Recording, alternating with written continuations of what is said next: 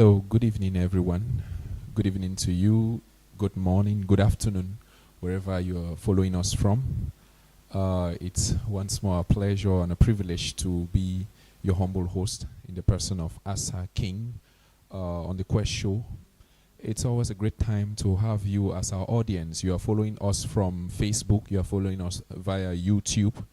It's always a great time, and I am promising you that it's going to be an insightful ride as you have taken out time to walk with us through this journey to see to it that we are successful in every facet of our lives.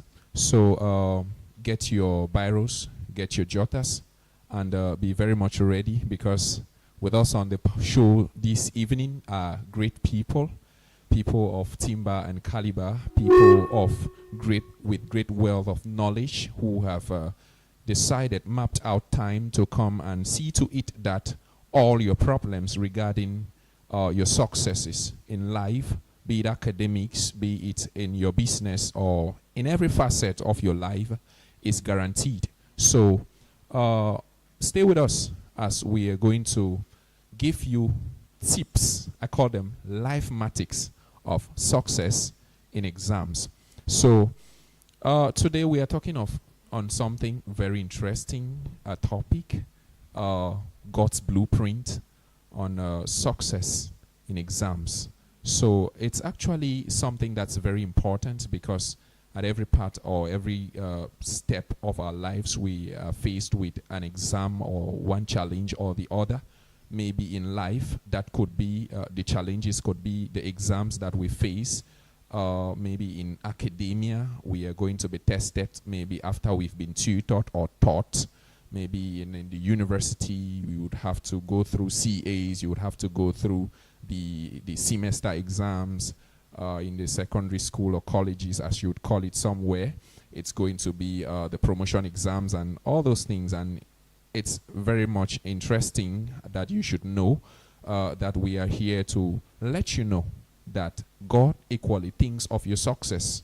Not only maybe you leaving earth and going to heaven, but he thinks of your success while on earth. I mean, we should excel, we should make progress, we should be at the top.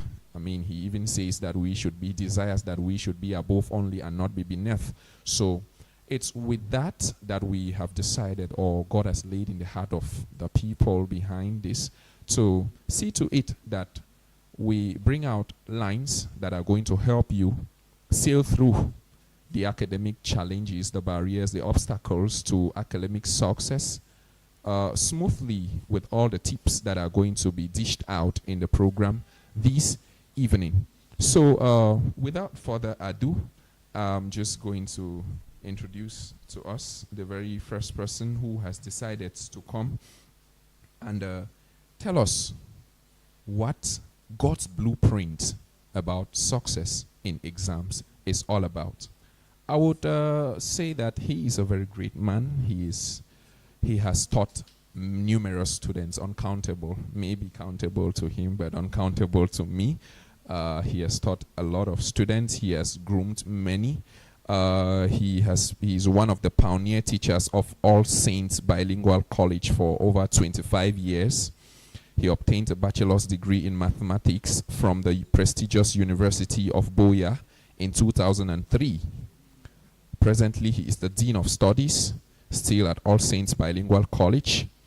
He is, before the present position, he served as head of mathematics department and also a statistician of the college, that is All Saints Bilingual College. And to crown it all, he has been an examiner, a GCE examiner, since 2010. So you have in front of you someone who has been examining for more than a decade. Yeah, and I mean, he has the experience, he has those examsmatics to give out to you, so much such that if you follow them line by line, you are only going to be a success. I am talking of no other person than Mr. Emmanuel Samson. Welcome, sir. Thank you very much. Thank you for having me. Thank you for gracing our show with your presence. Thank you for taking out time to come and talk to us on the importance of success and talking to us on God's blueprint, what God thinks about our success. So, second on the panel this evening is a great man. He is my father, and he is my elder brother. He is a pastor to me. He's following he's currently pursuing a PhD in food and nutrition biochemistry, Department of Biochemistry, University of Bamenda here in Cameroon. He's a holder of Masters in Food and Nutrition Biochemistry, and he obtained that in the prestigious University of Bamenda, still in Cameroon. He is equally a holder of Bachelor of Science in Biochemistry from the University of Buea. He equally is a holder of a DPET 2 in Home Economics from Higher Technical Teachers Training College, Kumba, University of Buea. And he is equally a pastor. He is a holder of a diploma in theology from International Bible Training Douala, that's affiliated to the prestigious university, to the prestigious Anchor University in Lagos, Nigeria. He has many publications that he's done. Currently, he is a teacher and acting head of department in his field, and he has been occupying that position since 2017. I am talking of no other person than Mr. Chamberlain Mbafo Brain. Thank you for coming this evening, sir. Thanks for having me, sir. It's a pleasure. Thank you very, very much. Thank you so much. So, you already have heard the profiles are loaded. From the profiles, you can already tell that these people have a lot.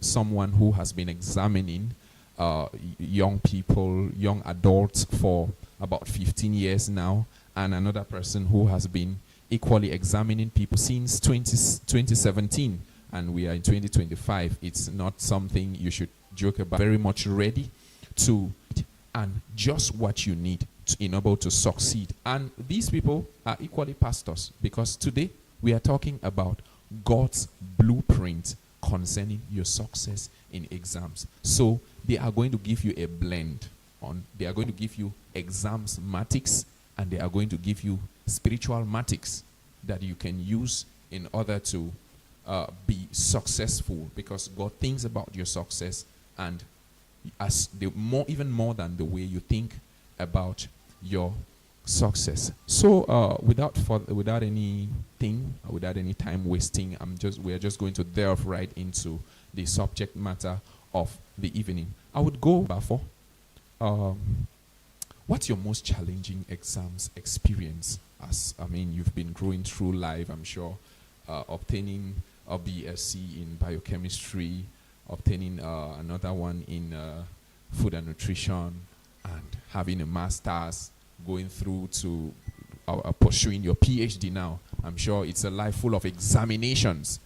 From maybe primary school up to secondary, and to the university, you've passed through a lot of exams. And as a Christian that you are, what are the challenging experiences that you faced while facing your exams?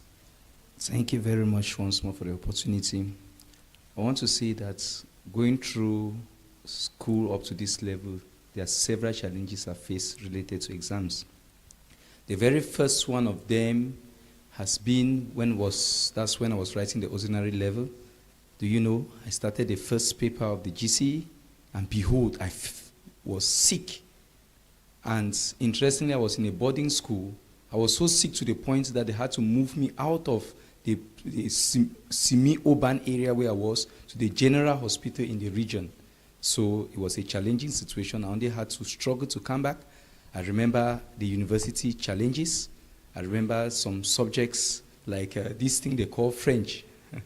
It wasn't easy, my brother. So, but it was really challenging. I had to fail and even had to go again, take the course over, and it had to delay me going through. So there have been different challenges related to exams, and I think for now those two could be at least a mark. Okay, just not leaving you yet. How did you sail through? Maybe, I mean, in that particular Form 5, when maybe, I mean, your exams were still in its infancy and you were already maybe down. Did you like accept it? How did you overcome that? I battled it. Number one, I was in the hospital. When they gave me an injection, immediately I collapsed. And that was the evening I wrote the first paper. They told me you have to be in the hospital bed for this number of days, but I had to force myself to go back, basically unable to continue reading like my friends, but I had to say, these exams, I will write it, and I had to write it through. I sense some sense of resilience there. I mean, that resilience was so strong that it had to propel you from the hospital bed back to class. Yeah. And even though you were somehow disadvantaged, but you still had to stand your ground. Mr. Sampson, what are the challenges that you faced? The most challenging things that you faced while going through exams? Because, I mean, you've been in academia, you've equally, but I'm not talking about you tutoring people now. I mean, examining people. But how, as you were coming up, I'm sure you've sat for exams, secondary level, high school, university.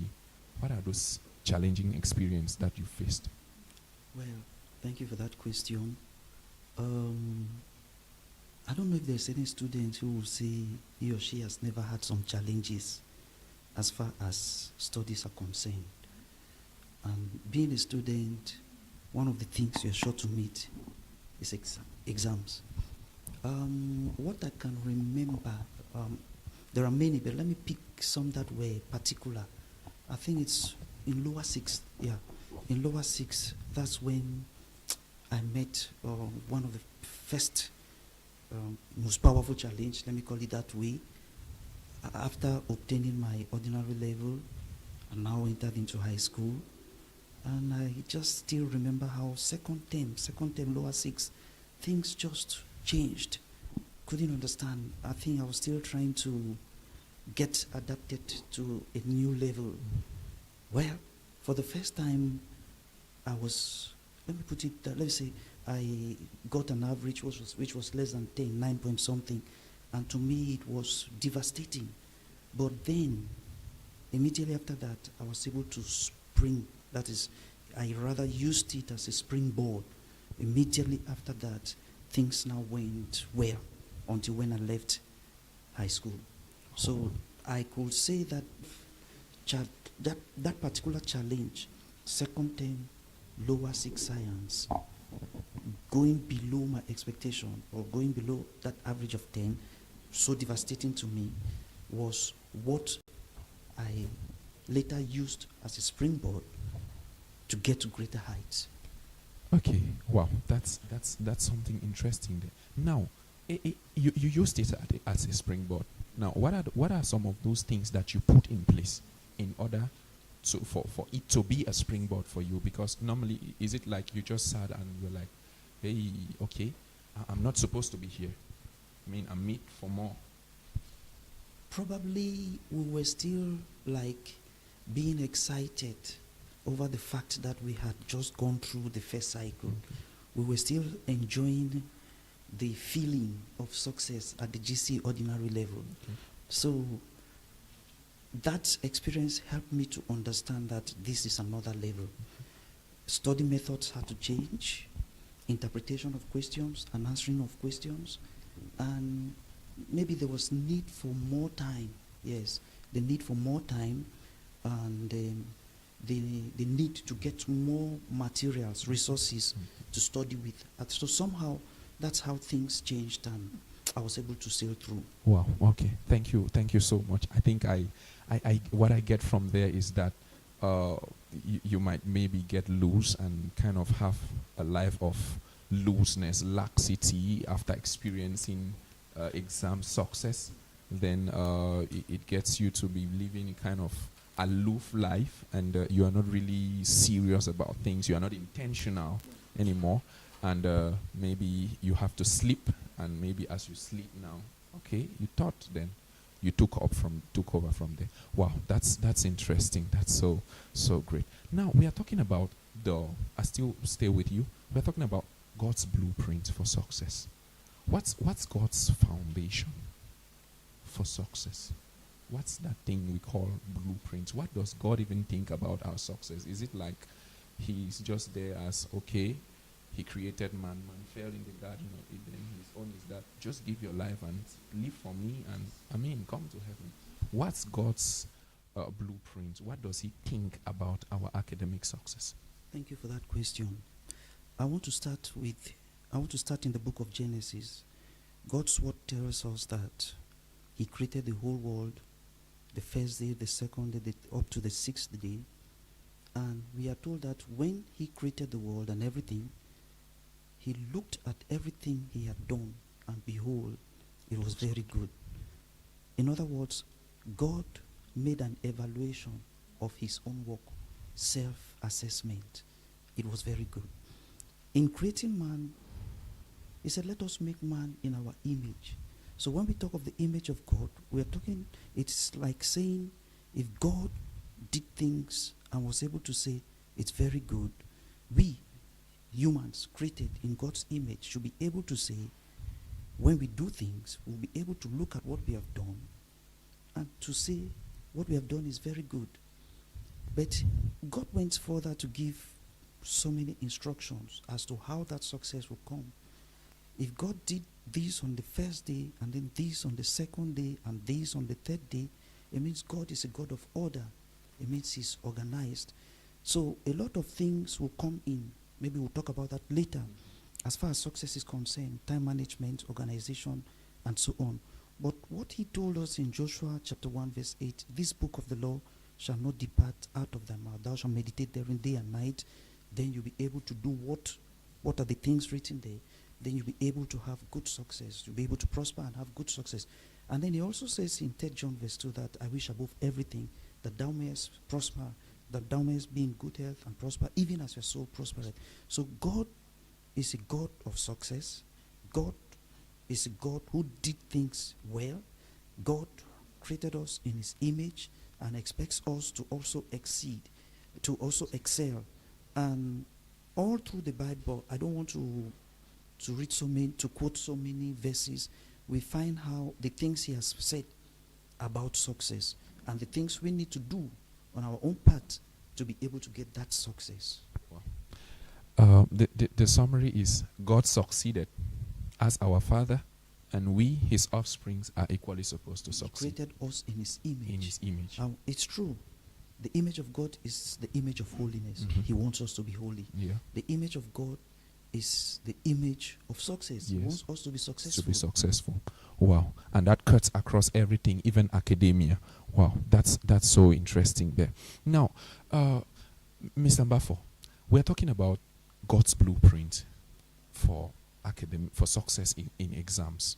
Now, this whole exams issue, it comes with a lot of challenges, a lot of obstacles. Sometimes it comes with anxiety, and now sometimes you because you could, like, maybe in your own case where maybe you fell ill, and you could have maybe just fallen into the shoes of accepting anxiety and be like, oh, I'm sick, man. I mean, why should I really force myself to do all these things now?